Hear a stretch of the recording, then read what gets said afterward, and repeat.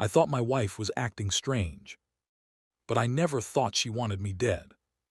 One night my phone rang. A man on the other end said my full name and my address. Then he said something that froze my blood. "Your wife paid me to kill you." I had two choices: die for real, or fake my death and disappear forever. This is not a movie. This is my life. I was married to the woman I trusted the most.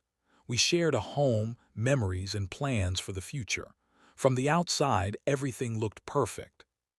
But behind closed doors, something was breaking. And I didn't know that the person sleeping next to me had already decided I shouldn't wake up again. If this story feels real, that's because it is. Subscribe to hear what happened next. When people ask me now if I saw it coming, I always pause. The honest answer is yes and no. The signs were there, but they didn't arrive all at once.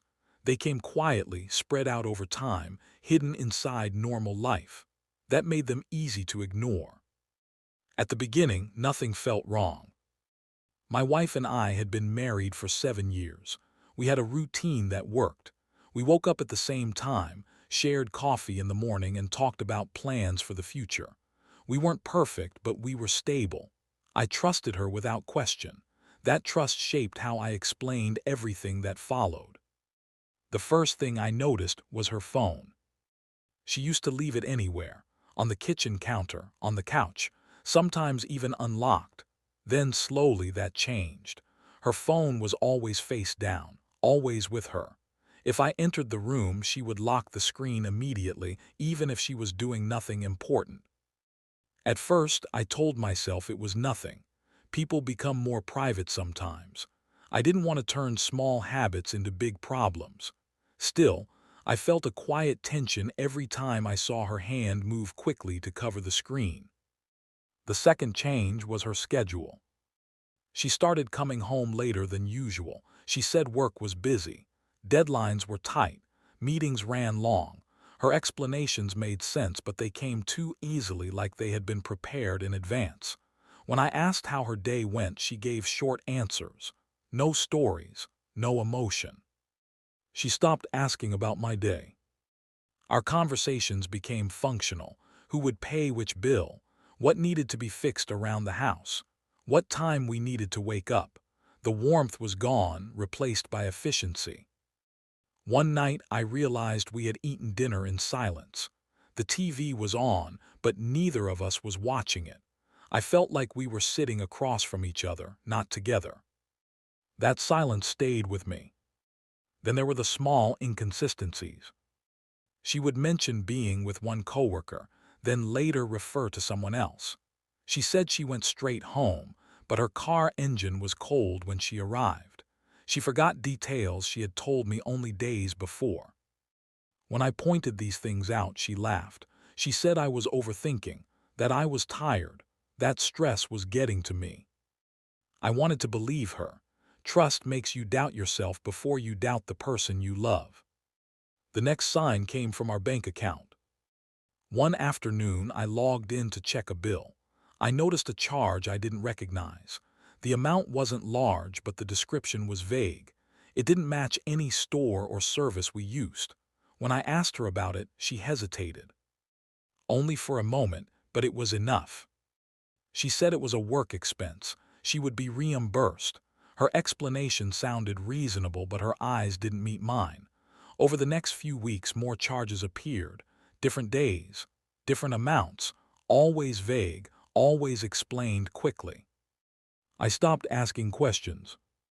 Not because I was satisfied, but because I was afraid of what might happen if I kept pushing. Her behavior toward me also changed. She stopped touching me the way she used to. No casual hugs, no holding hands. When I reached for her, she pulled away slightly, like she didn't even realize she was doing it. At night, she turned her back toward me in bed. I told myself this was normal, that relationships go through quiet periods, that love doesn't always look dramatic. But love doesn't feel distant. I began sleeping lightly. Every sound woke me. Sometimes I reached for her in the dark and realized she wasn't there. She would return later saying she couldn't sleep or went for a drive. She said she needed air. I started locking doors that I never locked before. Another thing I noticed was the way she watched me. One morning I woke up early and saw her standing in the doorway looking at me. Her expression wasn't angry. It wasn't sad. It was neutral, calculated, like she was measuring something. When she realized I was awake, her face changed instantly. She smiled and asked if I wanted coffee. That smile didn't reach her eyes. From that moment on, my instincts were louder than my thoughts. I felt uneasy even when nothing was happening. My chest tightened when she entered the room. I became more aware of where she was, what she was doing, and how long she was gone. I didn't know why I felt that way. I just knew something was wrong. The moment that truly deepened my suspicion came on a quiet afternoon. I came home earlier than usual. She thought I was still at work. I heard her talking on the phone before she noticed me.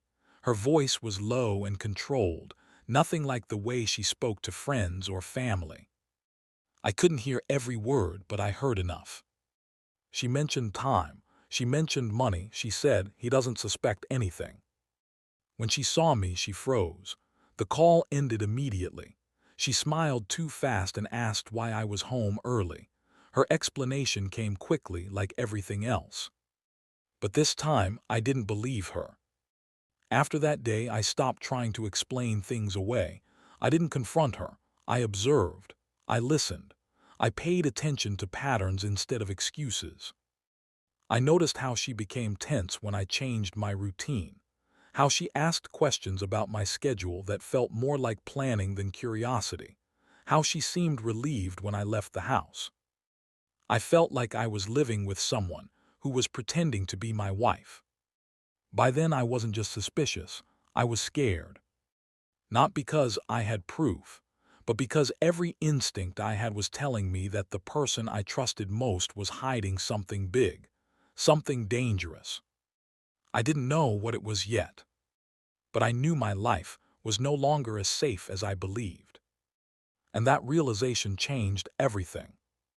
There are moments in life that divide everything into before and after. You don't recognize them right away. At first, they feel unreal, like a misunderstanding that will correct itself. This was one of those moments. By the time I found out the truth, my suspicion had already grown into fear. I didn't trust my wife anymore, but I still didn't believe she could truly harm me. That belief was the last thing holding my world together. The truth arrived quietly. It started with a phone call I wasn't meant to answer. One evening, my wife left her phone on the kitchen counter while she took a shower. That alone was unusual. The screen lit up. An unknown number, no name, just a vibration against the counter. I didn't pick it up at first. I stared at it. Something in my chest tightened. I told myself to walk away. I told myself this wasn't my place. The phone stopped vibrating. Then it rang again. This time I answered. I didn't say anything, I just listened. For a moment there was silence, then a man's voice came through the speaker, calm, low, professional. He said my name. Not hello, not is this. Just my full name. My stomach dropped. I asked who he was. My voice sounded distant, like it didn't belong to me. He paused, then asked if my wife was nearby. I said no. That pause told me everything I needed to know. He said he might have the wrong number, then he hung up. When my wife returned, I didn't mention the call, I watched her instead. She checked her phone immediately. When she saw the missed call, her face changed, just for a second. Her shoulders tightened, her jaw set. She looked at me and asked if the phone rang. I said no. That night I didn't sleep. The next day I called the number back from a different phone. It rang several times before someone answered. I didn't give my name. I asked why they had called my wife. The man sighed, like someone who had made a mistake. He told me I wasn't supposed to be involved. Then he said the words that ended my old life. He told me my wife had hired him to kill me. I remember sitting down slowly, afraid my legs wouldn't hold me. My ears rang. The room felt too small, like the walls were closing in. I told him this had to be a joke, a scam, a misunderstanding. He didn't laugh. He said my wife had provided my name, my schedule, my address, and details only someone close to me would know. He said she paid a deposit. He said she wanted it to look like an accident. I didn't ask for details. I didn't want them. I asked why he was telling me. There was another pause. He said he didn't like how eager she was. That sentence scared me more than anything else. I hung up and sat in silence for a long time. I tried to breathe. I tried to think. My hands were shaking so badly I had to grip the edge of the table to steady myself. The woman I shared a bed with had decided I should die. When my wife came home that evening, I looked at her differently. Every smile felt fake. Every word felt rehearsed. I wondered how long she had been planning this. I wondered how long she had looked at me and seen an obstacle instead of a husband. She kissed my cheek, asked how my day was, complained about traffic. I answered like nothing had happened. That was the hardest part, pretending. Over the next few days, I confirmed what I already knew. I checked bank statements more carefully. I found payments that matched the timeline the man had mentioned. I remembered conversations that now made sense. Her sudden interest in my schedule, her relief when I left the house, her frustration when plans changed. Everything clicked into place. I didn't confront her. I knew confrontation wouldn't save me. If she had already crossed that line, there was no guarantee she wouldn't try again, or escalate. Instead, I became invisible. I changed my routines quietly. I stayed in public places longer. I avoided being alone. I told coworkers where I was going. I kept my phone charged at all times. Every step I took felt deliberate, like I was walking on thin ice. At night, I lay awake next to her, listening to her breathe. I wondered if she was awake too. I wondered if she was thinking about timing, about money, about outcomes. I felt like I was living beside a stranger who knew exactly how I slept. One evening, she asked a question that confirmed everything. She asked what would happen if I died suddenly. She said it casually, like she was talking about insurance or retirement. I asked what she meant. She said she was just curious, that people should be prepared. I watched her eyes as she spoke. There was no fear there, no sadness. Only interest. That was the moment I stopped seeing her as my wife. That was the moment I accepted the truth. I couldn't stay, I couldn't run openly, and I couldn't trust anyone she knew. If I wanted to live, I had to disappear. The realization was terrifying, but it was also clarifying. Fear turned into focus. Panic turned into planning. I stopped asking why. I stopped hoping I was wrong. I understood something very clearly. The person who promised to protect me had decided to destroy me. And the only way to survive was to let the world believe she succeeded. That decision didn't come with relief. It came with grief. Grief for the life I thought I had. Grief for the woman I thought I married. Grief for the version of myself that believed love was always safe. I didn't know exactly how I would do it yet. But I knew what had to happen next. I had to fake my death. And once I did, I could never come back. I didn't scream when I found out. I didn't cry. I didn't panic the way people do in movies. Instead, I felt something colder, heavier, like my emotions had shut down to protect me. At first, there was shock. Shock doesn't feel dramatic. It feels empty. My thoughts slowed down as if my mind was moving through thick fog. I kept replaying the words in my head, trying to make them sound less real, trying to turn them into something else. My wife hired a hitman. The sentence didn't fit inside my life. It didn't belong there. I said it silently over and over, expecting it to lose meaning. It never did. I looked around the room, searching for something familiar, something normal. The walls were the same. The furniture was the same. My life looked exactly as it had an hour earlier. That made it worse. The world hadn't changed, but everything inside me had. Then came denial. I told myself there had to be another explanation. A mistake, a misunderstanding, a scam. I tried to remember every moment of our marriage that proved she cared about me, every laugh, every promise, every quiet night we spent together. But those memories no longer felt solid. They felt fragile, like they could break if I touched them too closely. Shock slowly gave way to fear. Not sudden fear, not panic. It was a quiet, constant fear that settled into my body and stayed there. My heart felt tight. My breathing became shallow. I noticed every sound, every movement, every shadow. Fear followed me everywhere.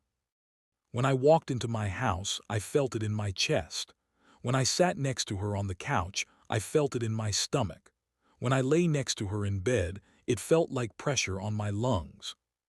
I began to realize something terrifying. The danger wasn't somewhere else.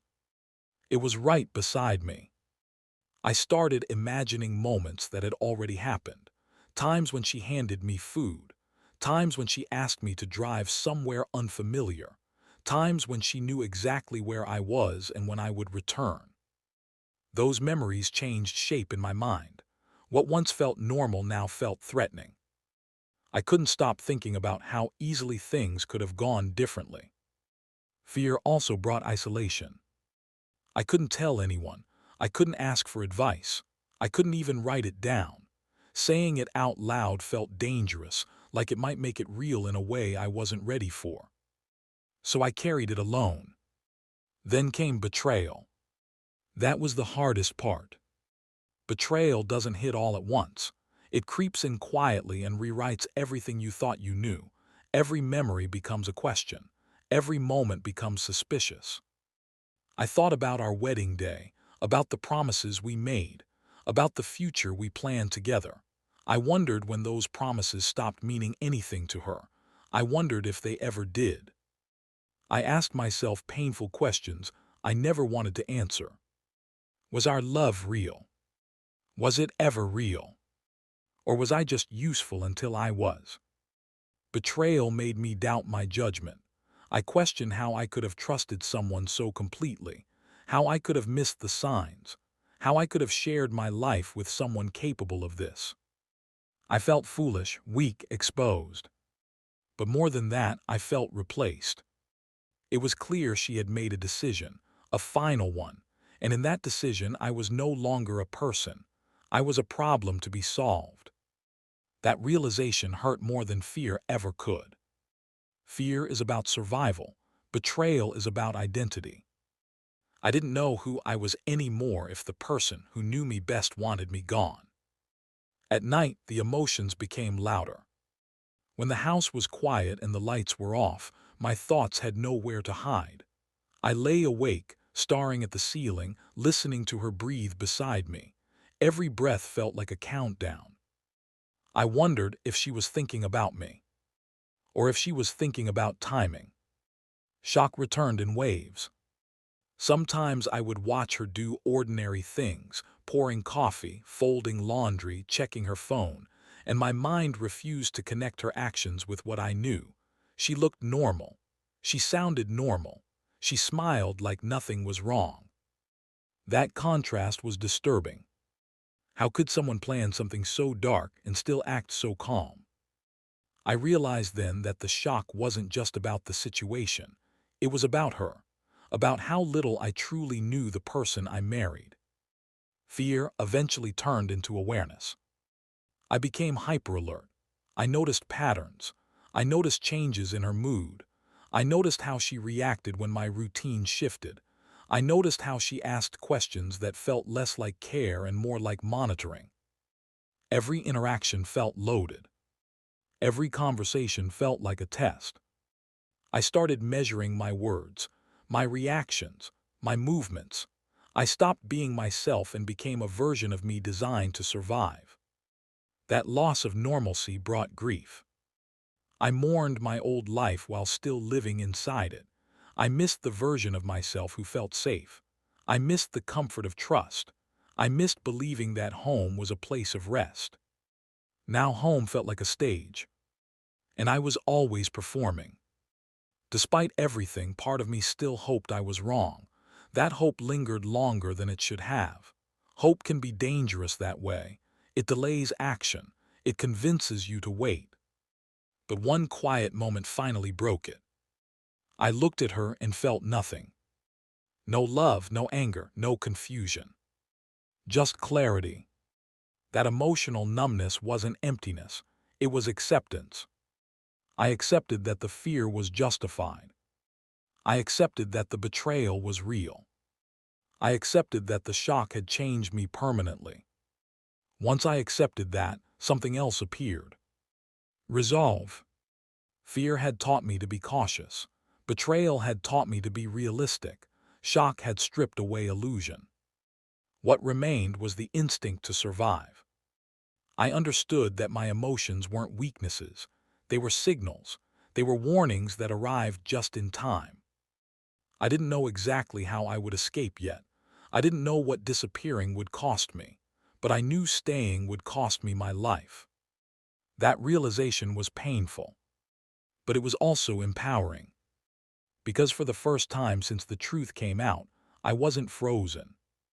I was ready to act. And once that decision was made, there was no turning back. Once I accepted that staying meant dying, everything changed. Fear stopped being something that controlled me and became something that guided me. I didn't panic. I didn't rush. I understood that if I made one mistake, there would be no second chance. I had to disappear completely. The planning began quietly inside my head. I couldn't write anything down. I couldn't search obvious things online. I couldn't talk to anyone who might accidentally mention my name to her. Every move had to look normal. I had to live two lives at the same time. The first step was patience. I continued my routine as if nothing had changed. I went to work at the same time.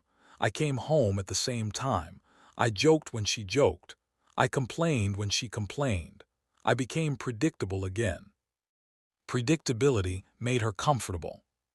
While appearing calm on the outside, I was studying everything. I noted where cameras were in public places.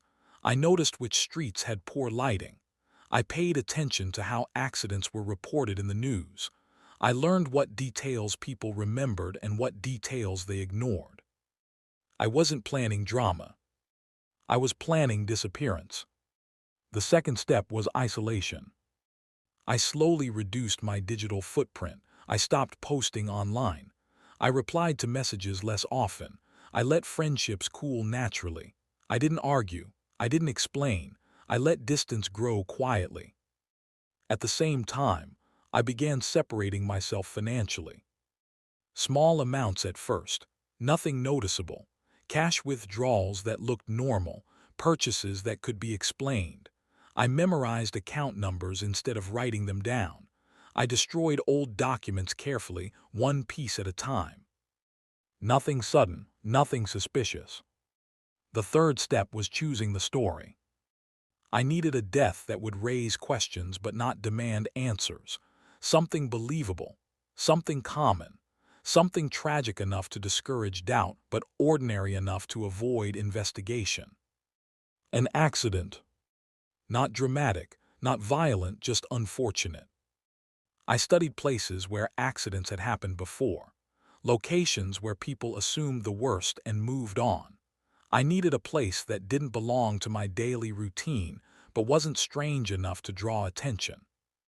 Once I chose the location, I didn't visit it right away. I waited. Waiting was the hardest part. Every day felt dangerous. Every smile from her felt heavier. Every question about my schedule felt sharper. But I didn't rush. Rushing creates mistakes. When the time came, it arrived quietly. I told her I had to work late. That was normal by then. She barely reacted. I left the house calmly, carrying nothing that looked unusual. I didn't hug her. I didn't say anything memorable. I didn't want her to remember my last words. At the location, I moved carefully, slowly. Everything I did had been rehearsed in my mind 100 times. I left behind what needed to be found and took with me what needed to disappear. There was no panic, just focus. I made sure there were signs someone would assume meant death, enough evidence to close the story, not enough to invite curiosity. I understood how people think in moments like that. They don't look for truth, they look for closure. When it was done, I walked away. That part surprised me. I didn't run. I didn't look back. I simply walked until I blended into places where no one was looking for anyone in particular. By the time my death was discovered, I was already gone. I watched the aftermath from a distance. News articles used my name, my photo, words like tragic and unexpected. Strangers commented on my life as if they knew it, as if it had already ended. My wife cried on camera. She looked convincing. That hurt more than I expected. I didn't attend my own funeral, I didn't hear the speeches, I didn't see the faces, but I knew what would be said.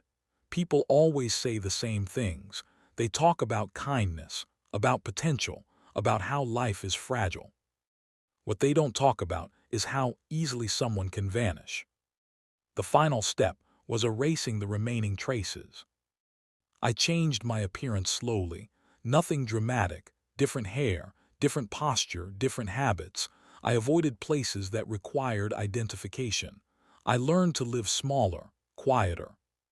I became careful with my name. Names have weight, names attract attention. I didn't need either. At night I struggled. Not with fear, but with grief. I had erased myself, my past, my identity, my future as I imagined it. There was freedom in that, but also loss. I couldn't call anyone who remembered me. I couldn't return to familiar places. I couldn't correct lies told about me. I had to let the world believe I was gone. Sometimes I wondered if she suspected the truth, if she ever felt watched, if she ever questioned the finality of it all. But suspicion fades when grief gives you what you wanted. Over time, the danger passed. I learned how to exist without being seen. I learned how to trust my instincts. I learned that survival isn't about strength, it's about awareness. Faking my death didn't make me brave. It made me alive. I didn't win, I didn't get justice, I didn't get answers. What I got was time, space, a second chance to exist without being someone else's decision. The man she wanted gone was gone. The man who survived was someone new. And for the first time since everything began, I slept without listening for footsteps beside me. I wasn't free, but I was safe. And sometimes that is enough. Disappearing didn't happen all at once. It unfolded slowly like a fog settling over my life. One day I was a husband with a name, a job, and a history. The next I was someone without proof of existence. No one announced the moment. No one counted it down. I simply stopped being visible. The world moved on faster than I expected. At first I watched from a distance. News articles came and went. Messages appeared online from people who barely knew me, speaking as if they understood my life. They used words like tragic and unfair. They said I would be missed. What surprised me was how quickly those words disappeared. Within weeks, new stories replaced mine. New tragedies took my place. My name stopped appearing. My face faded from memory. That was when I understood something important. Most lives don't leave echoes. The first feeling I noticed was relief. I woke up without fear for the first time in months. No footsteps outside the door. No questions about my schedule. No careful watching of someone who knew me too well. I could sit in silence and let my mind rest. That relief was physical. My shoulders felt lighter. My breathing slowed. I slept deeply without listening for danger. But relief didn't last alone. Loneliness followed closely behind. There is a difference between being alone and being erased. I wasn't just separated from people. I was separated from my past. I couldn't call old friends. I couldn't revisit memories. I couldn't explain myself. Every connection I had built was gone. Sometimes I wanted to tell someone my real name just to hear it spoken out loud. But names are anchors. They pull attention. I couldn't afford that. So I stayed quiet. Living without identity changes how you see everything. You stop planning far ahead. You stop imagining futures that require stability. You live in short windows of time, days instead of years. I learned to measure safety instead of happiness. The second feeling was grief. I grieved for my old life, even though it had nearly killed me. I missed simple things, casual conversations, being recognized, having a place where people expected me to return. I even grieved for my marriage, not because it was real, but because I believed it was. Losing an illusion still hurts. At night, memories surfaced without warning, a laugh, a shared meal, a moment that once felt genuine. I had to remind myself that those memories didn't protect me. They didn't change the truth. Still, grief doesn't listen to logic. The hardest part was learning how to exist without leaving traces. I avoided routines. I avoided attention. I avoided places where people might ask questions. I learned how to blend into crowds without becoming part of them. I stayed just long enough to not be noticed, then moved on. I watched people from a distance, families, couples, friends. They laughed freely, unaware of how fragile trust can be. I wondered how many of them truly knew the people beside them. Disappearing also changed how I saw myself. Without a name, without history, I had to rebuild my sense of identity from scratch. I wasn't someone's husband. I wasn't someone's employee. I wasn't someone people talked about. I was just a person trying to stay alive. That simplicity was strange, but it was also honest. I stopped pretending to be anything else. Over time, fear softened into caution. I no longer jumped at every sound. I no longer expected danger in every shadow. But I never forgot why I was here. I never forgot what staying had cost me. Sometimes I thought about my wife. Not with anger, not with longing. With distance. I wondered if she felt relief, if she felt guilt, if she ever questioned what she had done.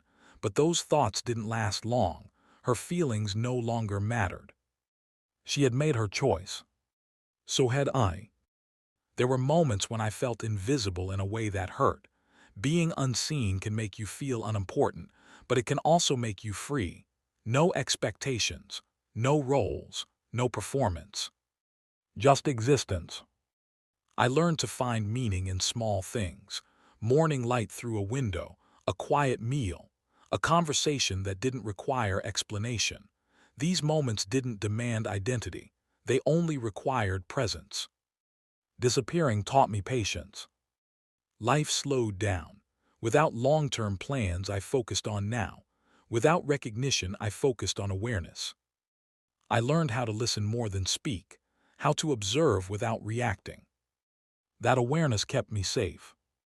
Occasionally, I imagined what it would be like to return, to reclaim my name, to tell my story openly. But that world no longer belonged to me. Too many risks, too many questions. Some doors close forever. And that is not always a tragedy. The most surprising part of disappearing was acceptance. Not happiness, not peace. Acceptance. I accepted that my life would never look normal again. I accepted that safety came at the cost of connection. I accepted that survival sometimes requires sacrifice without reward. That acceptance brought calm.